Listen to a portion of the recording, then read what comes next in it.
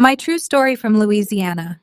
They plotted to burn me alive in the SUV after secretly buying a $5 million zero life insurance policy in my name. They thought I'd die quietly. I lived loudly and legally. That SUV is just like her. Looks polished but reeks of decay. Just a shell. Disgusting. I cannot even sit in the same room with her. Why is she still here? She smells like mothballs and death. As long as she's breathing, I have to pretend to care. I am so tired of it. She needs to die already so we can collect the insurance. I stood behind the bedroom door holding the cup of tea they had asked me to bring. My hands trembled, but not from the weight of the porcelain. It was the words so sharp, so deliberate, they pierced through me, cleaner than any knife could. The tea rippled in the cup, and for a moment I thought it would spill, but I just stood there frozen, listening. That house, that very room, was mine once. I had picked out the wallpaper, chosen the curtains with lace edges, bought the dining table that still sat in the kitchen. My late husband and I had built our life in that house from scratch. Every inch bore the fingerprints of love, struggle, and frugal patience. And yet now, after he was gone, I had become a tolerated ghost in my own home. They did not know I was standing there. They never looked back to check if the woman they talked about was within earshot. To them, I was a fixture, an old sofa they could not yet throw away. I gripped the teacup tighter and stepped away, careful not to make a sound. When I reached my room, I locked the door for the first time in years. After my husband passed away, I lasted 4 months alone. The house felt too quiet, too hollow. I had thought the silence would be peaceful, but it was heavy. Every room reminded me of him, of us, of the way we used to laugh at the news while folding laundry or dance slowly in the kitchen after dinner. Even into our 60s. My son Robert had offered, at least back then, it sounded like an offer, for me to move in with him and his wife Alicia. "It'll be easier for you, Ma," he said. "No more driving, no more cooking, no more bills." It had sounded reasonable, even kind. He asked me to transfer the deed to the house just to avoid future complications. He was my son, my only child. I trusted him, so I signed. They moved in a week later. At first, things were polite, not warm. Not exactly welcoming, but polite. Alicia called me Mom like it tasted sour in her mouth. And Robert was always too busy to look me in the eyes. I chalked it up to adjustment. Grief makes people odd, and I was still waking up every morning expecting my husband's voice. But it did not take long before I saw the cracks. They started by rearranging the house, putting all my things in boxes and labeling them storage. My late husband's recliner disappeared without a word. The piano I played every Sunday morning ended up in the garage. "Too bulky," Alicia said. I was moved to the guest room at the back of the house, the one with no window view and a draft that crawled up my legs at night. I said nothing. I tried to stay out of their way to be helpful to not bother. Then came the subtle isolations. Alicia cooked meals, but I always found my plate already covered in plastic wrap on the table, separate from theirs. They ate in the dining room, I ate in the kitchen. My coffee mug disappeared one day. When I asked about it, Alicia said it was old and chipped. I threw it out. "You can use the disposable ones." The bathroom down the hall once shared was suddenly labeled Robert and Alicia only in bold red letters. I was to use the half bath in the laundry room, the one with the creaky door and broken sink stopper. My towels were moved out. So were my toiletries. Even the dog, a golden retriever named Benny, who used to sleep at my feet, began to avoid me. Alicia did not like dog hair, so Benny was not allowed in my room anymore. Still, I tried. I bought groceries, I ironed Robert's shirts, I watered the plants. When Alicia had a cold, I brought her tea. She did not drink it. And now this, the words I overheard were not a slip of frustration. They were plans. Not just impatience or weariness, but eagerness. A desire for me to die for money. Insurance? What insurance? My heart beat so hard in my chest I could hear it. I sat on the edge of my bed, that lukewarm cup of tea still in my hand, and stared at the wall. It had faded just slightly from sunlight over the years. I remembered painting it with my husband, laughing when we accidentally used the wrong shade. Now that wall was the only thing still familiar in this house. Everything else had changed. I was not safe here. I was not wanted. I was not loved. But I was awake now, and I was not ready to die. 2 days after I overheard them plotting, Robert came home with a surprise. "Got you something, Ma?" he said, flashing a grin that did not quite reach his eyes. "Come outside?" Alicia stood behind him with her arms folded, a forced smile pressed against her face like lipstick on a crack. I followed them out to the driveway. There it was, a dark gray SUV, shiny, clean, big for you, Robert said, dangling a key fob in front of me. So you can get around more easily. Grocery store, church, whatever you like. No more depending on us. I blinked. It was strange. Just last week, Alicia complained I was too old to be trusted behind a wheel. Now suddenly, I was being handed keys to a brand new vehicle. I reached for the keys with cautious fingers, and Robert dropped them in my hand with a triumphant little nod. It's all yours, Ma. We even added you to the insurance policy. Made it official. Official. That word echoed like a stone down a well. Alicia stepped forward and opened the driver's side door for me as if I were a guest at some dealership event. We had it detailed and everything. Smells like new, right? It did. The leather smelled untouched. The dashboard still had that protective film. The back seat had a plush new blanket folded neatly in the corner. I should have asked questions. I should have wondered why, after months of cold shoulders and cruel comments, they were suddenly acting like the children I remembered. But I did not. Instead, I smiled. I told myself maybe they felt guilty. Maybe Robert realized what he said. Maybe Alicia had a change of heart. Maybe, just maybe, the idea of losing me had shaken something loose in their souls. They started doing other things too. Robert offered to drive me to my doctor's appointment. Alicia came back from the pharmacy with new pills, saying the doctor had prescribed a mild sleep aid to help me rest better. I had never seen the prescription pad. I never met that doctor, but they said it was all taken care of. They were just trying to help me rest more. They invited me to go for walks at the park, no less. Alicia packed a blanket and snacks. Robert helped me into the SUV like a chauffeur. We sat by the water. I told them stories. I do not know why I started telling them things I had buried for decades. Maybe because I wanted it to be real. Maybe because I missed being seen. I talked about the little classroom I used to teach in back when I was just Miss Geneva from the parish schoolhouse. I told them about the Christmas we gave each student mittens and how I had to stay late to sew patches into mine so the kids would not see the holes. Robert stared at the lake. I told them about the time he brought home his first ribbon from the state spelling bee, how I had taken a photo of him with a disposable camera and framed it for our hallway. That frame, I noticed, was no longer on the wall. Alicia nodded politely, chewing her snack. Robert said nothing. He did not even blink. It was like he was waiting for me to stop talking. Later that night, I opened the new bottle of sleeping pills. The label had my name on it, but the pharmacy name looked odd. I had never heard of it. It was out of town in some small place I had never visited. The pills were light blue, unfamiliar. I stared at them in my palm and felt the chill creep up my spine again.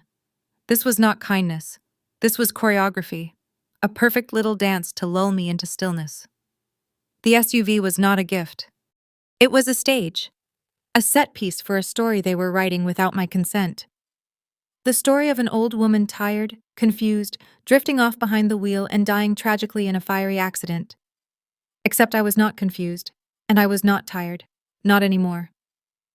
The house was dark and the air felt thick. I had woken up with a dry throat. My tongue stuck to the roof of my mouth. It was one of those humid Louisiana nights when even the walls seemed to sweat. I slipped on my slippers, careful not to make noise, and made my way toward the kitchen. The hallway creaked under my steps, soft as whispers, but something else caught my ear. Voices. I stopped. It was Robert and Alicia. Their bedroom door was cracked open just slightly, the sliver of light casting a thin, sharp line across the floor. "Are you stupid?" Robert hissed. "If the car explodes, it has to look like an accident. No evidence, no questions. You want to go to jail over this? Then check the damn device again." Alicia snapped back. "I do not want to end up in prison for $5 million. That thing better go off right when she's on the bridge. No delays, no malfunctions." My breath caught. My hand instinctively went to my chest, pressing against the trembling that had suddenly taken hold. "She is barely functioning anyway," Alicia continued, her voice growing louder. "That SUV is just like her. Looks polished, but reeks of decay. Just a shell. Disgusting. I cannot even sit in the same room with her. Let's get this over with, Robert. I want to be in Hawaii before winter." Silence, then a sigh. Robert, calmer now, muttered, "Well, time it. The bridge is 2 miles from the gas station. We make sure the ignition timer activates halfway across. That's it. Boom. Burnt frame. Case closed." I stood there, frozen. The cup I had meant to fill still in my hand. My legs felt like wax, barely holding me up. I backed away slowly, praying the floorboards would not betray me. When I got back to my room, I locked the door and collapsed against it. They were planning to kill me. Not metaphorically, not passively, not by neglect or cruelty. They had planned it. They had talked about the logistics, the timing, the method.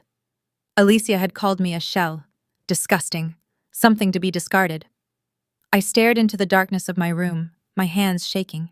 My heart beat so loudly it seemed to echo through the mattress, through the floor like a warning drum. For a long time I sat there in silence. Just breathing, just trying to stay conscious. All the pieces clicked. The SUV, the sudden kindness, the sleep aids, the restful drives to the edge of town. The way Alicia watched me buckle my seatbelt like she was memorizing every detail for the police report, the whole show, the production, the performance they had staged with me as the unknowing star. Except now I knew, and it broke something inside me. Not in the way people talk about heartbreak or betrayal. It was quieter, colder. I did not feel grief. I did not feel rage. I felt removed as if my soul had stepped slightly outside my body, just enough to see things clearly. What I saw was not a son. What I saw was not a family. What I saw were masks, hollow-eyed creatures wrapped in borrowed affection, smiling while measuring the distance to the cliff's edge. They had called me a shell, but they were the ones who were empty. I looked around my room, the floral lamp I had bought at a yard sale 30 years ago. The quilt I had sewn myself thread by thread during nights when I could not sleep after my husband died. The photo of Robert as a child still tucked in the edge of my mirror, his smile wide and innocent and forever unreachable now. Was I mourning? No. Mourning belongs to love, and there was no love left here, only strategy. I lay back on the bed, staring at the ceiling fan spinning slowly above me. My ears still echoed with Alicia's voice. Just a shell. They had no idea I had heard them. And that was the one thing that kept me alive that night. Not fear, not despair, but the knowledge that I had time. Not much, but enough. They left every Sunday morning around 9:30 to go to the farmer's market. Alicia liked to make a show of it. Floppy sun hat, oversized sunglasses, wicker basket hanging from her elbow like she was in some southern magazine spread. Robert followed behind with an empty cooler, always checking his phone like he had somewhere more important to be. It gave me exactly 45 minutes of quiet in the house. 45 minutes of stillness without their eyes watching me like surveillance cameras hidden behind politeness. That Sunday, I did not sit on the porch or water the plants like I usually did. I waited exactly 3 minutes after I heard the garage door close and the SUV pull out of the driveway. Then I moved. I went straight to their bedroom. My heart pounded in my ears, but my hands were steady. I opened drawers methodically, not rummaging. Just looking, listening, knowing. I was not even sure what I was searching for until I found it. A brown accordion folder. It was wedged between stacks of old magazines in the bottom drawer of Alicia's vanity, hidden behind a tangle of scarves no one wore. The folder was heavy, thick with papers. I brought it to my room and locked the door behind me. I sat on the bed, folder in my lap as if it might explode. Then I opened it. What I saw made my vision tunnel. At the top of the first page was my name, Geneva Marie Collier, my birth date, my social security number, my current address, a policy number, a policy amount, $5 million. The words life insurance, primary insured, stared back at me like a dare. I turned to the second page. Robert's name was listed as the sole beneficiary. Alicia's was listed as the emergency contact and care proxy. My hand gripped the paper so tightly it crinkled. But what stopped my breath? What truly stole the air from my lungs was the signature line at the bottom. Geneva M. Collier. In cursive, curved, elegant, but not mine. It looked close enough to pass a glance, but I knew every loop and every flourish of my handwriting. I had spent years grading papers, signing report cards, filling out checks and forms and permission slips. That was not my signature. It was a forgery, not a poor one either. Someone had practiced, traced, studied, maybe even used old documents of mine to get it right. I stared at it for a long time. They had planned everything. They had chosen the company, some out-of-state firm I had never heard of, probably for less scrutiny. They had fabricated paperwork. They had forged my consent. They had declared me insured for $5 million, and they had timed my death. I flipped through the rest of the folder with surgical precision. Inside were emails between Alicia and an insurance agent. She referred to me as our aging dependent. She asked questions about accidental death clauses and whether a fire caused by vehicle malfunction would be eligible for payout. She even requested expedited processing because I was in declining health. I saw one note from Robert to the agent. Please keep all correspondence confidential. She is elderly and doesn't handle stress well. I nearly laughed. That is how he described me. A liability in a bathrobe. I found a receipt for a device purchased online. A custom ignition relay timer wired to trigger combustion through an app. The delivery address was our home. The name on the invoice was Alicia's. In the back of the folder was a final document, a typed letter of intent drafted but not signed, written in first person, supposedly from me. It stated that I had requested Alicia to handle my estate and that I had gratefully accepted the gift of a new vehicle to encourage my independence. The gall. The precision. They had built a coffin out of paper and signed my name across the lid. I sat there for what felt like hours, staring at the stack of evidence in my hands. I thought about the Sunday pot roasts I used to make, the Christmas stockings I handmade for Robert, the time I gave Alicia my late mother's brooch because she said she had nothing nice to wear to church. All lies. All that kindness returned with legal murder. I was not crying. Tears belonged to heartbreak. This was something colder, something steelier. This was war. I slipped the folder back into its place, careful to leave every scarf as I had found it. I closed the drawer slowly, listening to the soft click as it shut. Then I walked back to my room and sat on the bed again. I looked at the mirror. I saw my own eyes, tired, yes, but no longer foggy. I had seen their plan. Now they would see mine. I took out my old address book. The pages were brittle, the ink fading. But one number stood out like it had been waiting for this day. Evelyn Thomas, attorney at law, retired but not idle. She had been my best friend in high school. We had lost touch as people do, but we exchanged Christmas cards every year, and I had kept her number tucked between pages like a pressed flower. I dialed. She picked up on the second ring. Evelyn speaking. I breathed. Evie. It's Geneva. A pause. Jenny. Jenny. My God, it's been... Are you okay? I looked down at the folder. Still warm in my hands. No, I said, but I think I'm ready to be.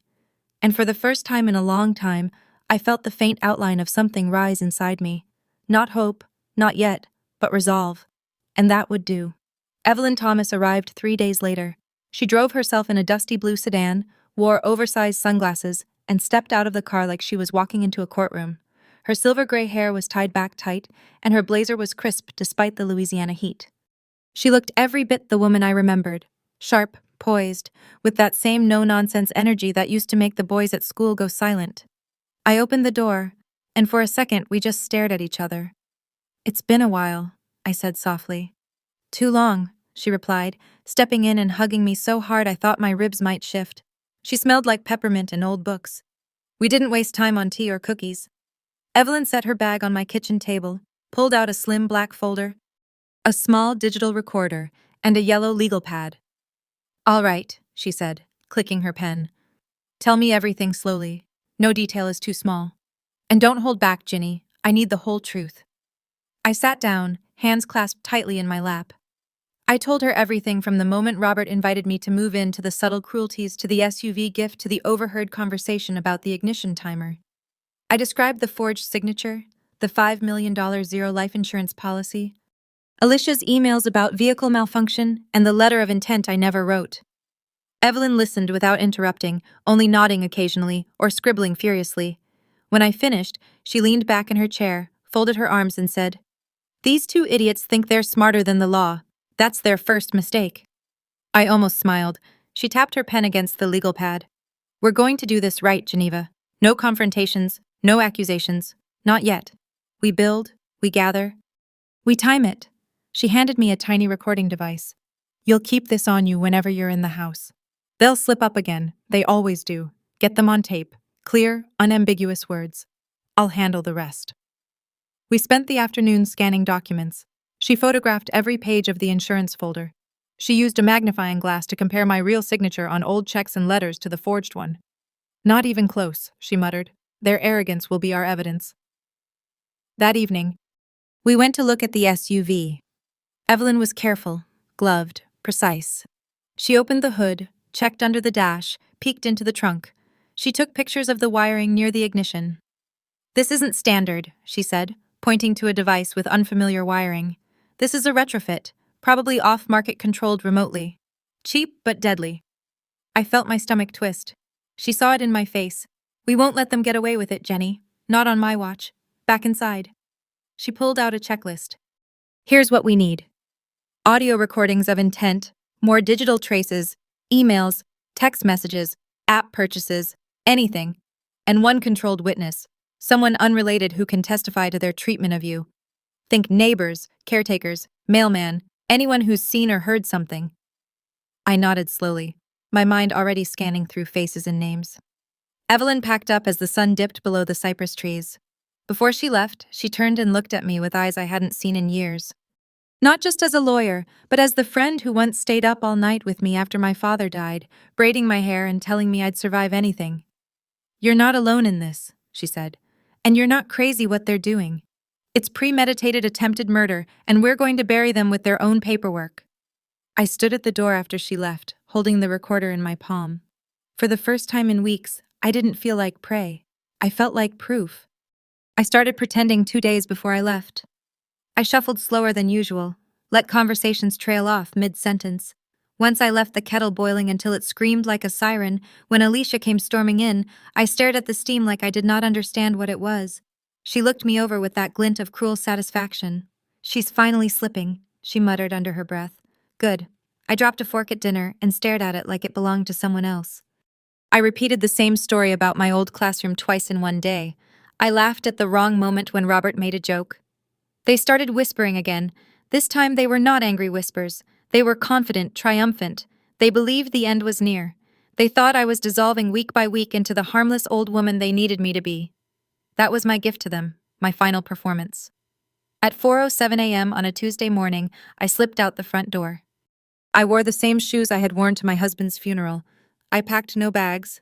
I took no keepsakes, just my ID, a manila envelope of documents, and the small digital recorder Evelyn had given me. I left one thing behind, a single envelope on the kitchen counter, addressed in my handwriting. Inside was a note. Your mother didn't die in an accident. She walked away. I walked 3 blocks before calling the car service Evelyn had arranged. The driver did not speak much. He was kind. Did not ask why an old woman was climbing into the back seat with eyes that looked like winter. He dropped me off at a safe house Evelyn had secured near Baton Rouge. Quiet, nondescript, 1 bedroom with thick curtains and a pantry full of canned food. She had already arrived, pacing the living room, her blazer off, but her eyes still sharp as ever. You made it, she said. I always do, I replied. Within an hour, she had filed the formal complaint. She called the Bureau of Alcohol, Tobacco, Firearms and Explosives, ATF, not just the police. The ATF had jurisdiction over vehicle explosives and tampering devices. She submitted everything: the photographs, the forged signature analysis, the insurance documents, the email prints, and most damning of all, the audio recordings. The recordings were clear. Crystal Alicia's voice laughing. That SUV is just like her. Shiny on the outside, rotten underneath. Robert whispering back. Timer set. Once she hits the bridge, it's done. The case was flagged as priority. Within 48 hours, a federal investigative unit was assigned. 2 agents showed up at the house under the guise of a vehicle recall investigation. Alicia let them into the garage with a smile, still wearing her designer robe. Robert hovered behind her, half interested, half distracted. They had no idea they were being watched, recorded, documented. The agents examined the SUV. One took photos. The other opened the dashboard panel and removed a strange device connected to the ignition wires. They said it was part of a routine diagnostic and left within the hour. That night, the lab confirmed the worst. The device was a combustion relay. It was wired to activate through a custom app, one available only on Android platforms, with sideload access. They tracked the source. The app had been downloaded to a Samsung phone registered under Alicia's maiden name. The activation logs matched the planned date of our family road trip. It had been scheduled to go off precisely 9 minutes after ignition, coinciding exactly with the time it would take to reach the steel bridge over the bayou. Had I driven that morning as they expected, I would have died in flames over a body of water too remote for witnesses and too deep for questions. They had planned it with surgical detail, but they had not planned for me to wake up. They had not planned for Evelyn. When the agents arrived at their home again, this time with a warrant, Alicia cried, not out of guilt, out of disbelief. Robert tried to talk, claimed it was a project, a joke, a prank gone wrong, but the emails, the forged documents, the insurance policy, all said otherwise. They were arrested at dawn, the same hour I had left them, poetic in a way. The neighbors watched from their porches. No one spoke to them. No one intervened. By the time the story hit the news cycle, the media had their headlines ready. Elderly woman escapes fiery plot by son and daughter-in-law. $50 million policy at center of murder attempt. I did not speak to reporters. I did not answer calls. I stayed in that little safe house and watched the light change through the curtains. Evelyn brought me tea every morning. She read the articles aloud, her voice dry with satisfaction. They're trying to paint it as a misunderstanding, she said, but the evidence is airtight. I nodded. I was not angry. Not anymore. Anger requires energy, requires belief in repair. I only felt clarity. I was not crazy, I had been right. And soon, everyone would know it. 2 months passed. They were charged with conspiracy to commit murder, insurance fraud, tampering with a vehicle for the purpose of harm, and unlawful possession of a destructive device. The arrest made local news within hours. By evening, it had gone national. Louisiana couple charged in murder plot against elderly mother. $50. Insurance policy uncovered. There were photos of the SUV, charred wires dangling from the steering column like nerves, a blurred image of my face from an old church directory, a mugshot of Robert, my son, still in his button-down, looking somewhere between furious and afraid. Alicia's booking photo showed her with smeared mascara and eyes that no longer gleamed with victory. The prosecution moved swiftly. The evidence Evelyn had built was airtight. Documents, recordings, digital forensics, the device itself, and their own voices tying the noose around their plans. There was no room for denial, just delay. But eventually the trial date arrived. I attended. I wore black, not in mourning, but in truth. Black was the color of clarity, the color of absence, the color of what they had tried to reduce me to. I sat in the front row of the courtroom, back straight, face unreadable. They did not look at me when they were brought in. Alicia kept her eyes down. Robert?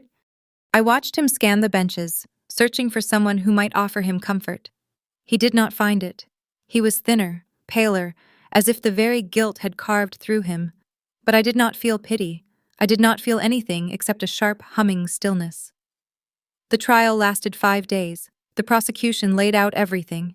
They showed the jury the policy, the forged signature, the email threads. They played the recordings in full. Alicia's voice laughing, Robert's voice detailing their timeline. The app logs, the ignition schematics, the code in Alicia's phone. It was overwhelming in its completeness. The defense tried to argue intent versus action. They said it had all been theoretical, a bad joke, a misunderstanding between stressed spouses caring for a difficult elder. They painted me as paranoid, unstable, maybe even delusional until Evelyn took the stand. She presented everything with surgical calm. She dismantled their arguments with precision, with dates, timestamps, expert testimony from a handwriting analyst, and 2 ATF investigators. The jury watched the recordings. The gasps were audible. On the 4th day, Robert asked to speak. He stood, face drawn, eyes wet, and looked toward the jury, then me. "I'm sorry," he said, his voice cracking. "It was Alicia's idea. I didn't mean for it to go that far. It wasn't supposed to happen. I didn't think she'd actually do it." He turned to me. "Mom, please. You know I wouldn't really hurt you. You know me. Please say something. Please." I did not respond. Not then. Not yet. On the final day, just before closing arguments, the judge asked if I wanted to speak. I stood. My knees ached, but my spine did not bend. I walked to the witness stand slowly, deliberately. The courtroom fell completely silent. I looked at the jury, then at my son, then at Alicia, and I said, "You should have insured your dignity first. It was worth more than the car you burned for." I turned and I walked back to my seat. The courtroom stayed silent for a beat longer than normal. Then the judge nodded. The trial continued.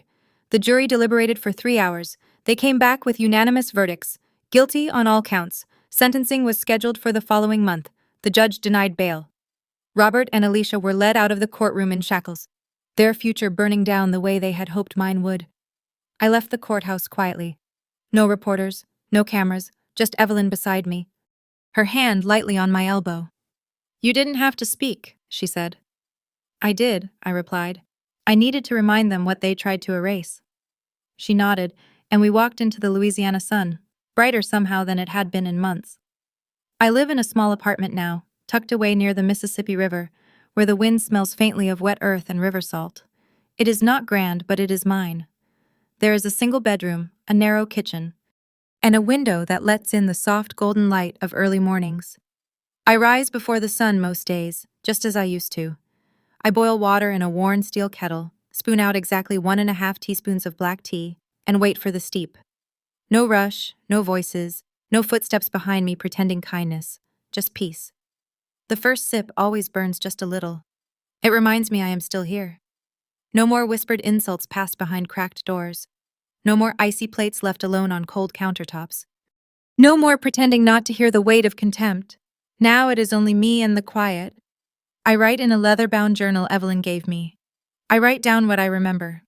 Not just of the fire they tried to light, but the years before my husband's laugh. The scent of gardenias in the spring. The soft weight of Robert as a baby asleep on my chest. I write it all because I refuse to let the story end with flames. Every Sunday I send Evelyn a letter, short, always handwritten. I tell her what the birds are doing, what the river looked like at dusk. I tell her I'm learning to bake again, that I found a new favorite book. She always writes back, sometimes with case updates, sometimes just to share a memory from our youth. I do not go near SUVs anymore. I walk everywhere. I take the bus. Sometimes I just sit by the river and watch tugboats churn slowly past, dragging their weight across water the color of dusk. I do not see Robert. I do not answer when his lawyers write or when distant relatives call just to check in. Their voices are full of questions they never asked when I needed them. I owe no one anything now, but I owe myself honesty. So, I hung a sign beside my door, small, wooden, hand-carved by a local vendor down by the docks. I told him exactly what I wanted it to say. He looked at me sideways when I recited it, but he didn't ask why. He just nodded and said, "That's powerful. It hangs just below the doorbell. Plain letters, no fancy scroll. It says, 'I didn't die in that SUV, but the lie they built did.'" Sometimes people stop and read it. Sometimes they ask if it's from a book. I just smile and say, "Not yet." And then I close the door quietly, peacefully, and alive. Thank you for staying with me through the end of my story. It was not easy to tell. There are some betrayals so quiet, so slow, so planned, that you almost miss them while they happen. Until you're standing in the ashes of what they tried to do, holding proof that your life was never theirs to write off. I lived through it. I lived through the kind of silence that could have killed me if I had not decided to listen to my own voice again. And if you're watching this, I want you to remember something very simple, very true. Your story is not over just because someone else says it should be. Sometimes the people you raised, the ones you fed, protected, sacrificed for, are the very ones who try to erase you. But silence is not surrender, and survival is not weakness. It is power. It is memory. It is justice that walks slowly but never forgets. So if you're still here, if this story touched you, if it reminded you of something buried deep or made you sit a little straighter in your chair, then I ask you to do one thing. Subscribe to Grandma True Stories, because this is where the quiet women finally speak. This is where our memories aren't dismissed as too much or too old or too sad. This is where our truth, raw, complex, often painful, is honored. You'll find more stories here. Stories of grandmothers and mothers, wives and sisters, women who were overlooked, underestimated, and silenced until they chose to speak. These aren't fairy tales. These are real moments from real lives shared so that no woman has to feel invisible ever again. So, hit that subscribe button, turn on notifications, and share this video with someone who needs to hear it. Maybe it's a caregiver, maybe it's a daughter, maybe it's you. Because in this world, there's too much noise and not enough listening. And when a grandma finally speaks, you'll want to hear every word. Thank you for listening. And thank you for believing that our stories still matter. We're not done yet, not by a long shot.